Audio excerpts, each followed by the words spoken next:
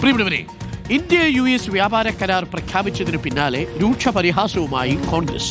പ്രധാനമന്ത്രി ട്രംപിന് മുന്നിൽ കീഴടങ്ങിയെന്നാണ് വിമർശനം. സ്വന്തം സർക്കാരിന്റെ വിവരങ്ങൾ ഇന്ത്യ അറിയുന്നത് അമേരിക്ക പറഞ്ഞാണെന്നും ജയറാം രമേശ് പരിഹസിച്ചു. സോഷ്യൽ മീഡിയ വഴിയാണ് തീരുവ 18% കുറച്ചെന്ന് അമേരിക്കൻ പ്രസിഡന്റ് ട്രംപ് പ്രഖ്യാപിച്ചത്.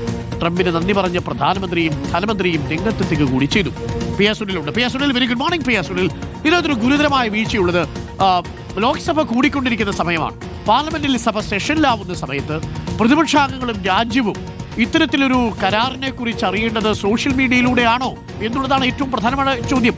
അതും അമേരിക്കൻ പ്രസിഡന്റ് പറഞ്ഞാണോ ഇന്ത്യ അത് അറിയേണ്ടത് എന്ന പ്രതിപക്ഷത്തിന്റെ ചോദ്യം പ്രസക്തമല്ലേ പി ആർ സുനിൽ?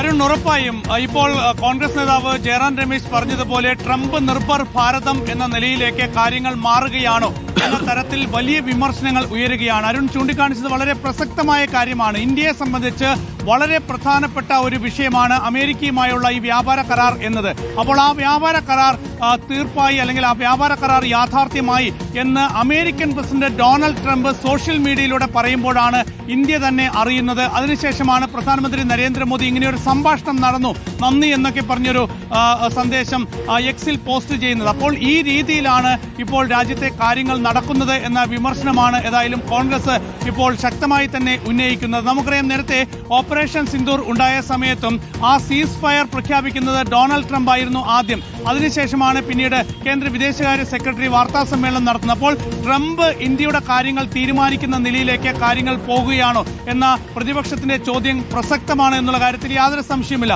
മാത്രമല്ല, ഏതായാലും ട്രംപ് ഇപ്പോൾ പറയുന്നത് ഈ വ്യാപാര കരാർ യാഥാർത്ഥ്യമായിരിക്കുന്നു.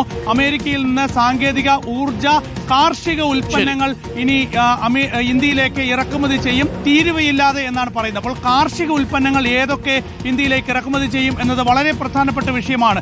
ഇത്രയും കാലമായി അന്താരാഷ്ട്ര വ്യാപാര കരാറുകളൊക്കെ തന്നെ നടക്കാതെ പോയത് കാർഷിക ഉൽപ്പന്നങ്ങൾ തീരുവയില്ലാതെ ഇറക്കുമതി ചെയ്യുമ്പോൾ അത് ഇന്ത്യയിൽ ഉണ്ടാകുന്ന ആഘാതം കണക്കിലെടുത്ത് കൊണ്ട് തന്നെയായിരുന്നു. അപ്പോൾ എന്തൊക്കെ കാർഷിക ഉൽപ്പന്നങ്ങളാണ് ഇനി തീരുവയില്ലാതെ വരാൻ പോകുന്നത്? മറ്റൊരു പ്രധാനപ്പെട്ട വിഷയമാണ് $500 ബില്യൺ വ്യാപാരം ഇന്ത്യ അമേരിക്കയുമായി നടത്തും എന്നാണ്. അതായത് $500 ബില്യൺ ഉൽപ്പന്നങ്ങൾ അമേരിക്കയിൽ നിന്ന് ഇന്ത്യ ഇറക്കുമതി ചെയ്യും എന്നാണ്. 43 ലക്ഷം കോടി രൂപയാണ് ഒരു വർഷത്തെ ഇന്ത്യയുടെ ബജറ്റ് വിഹിതം, ബജറ്റ് ചെലവ് എന്ന് പറയുന്നത്.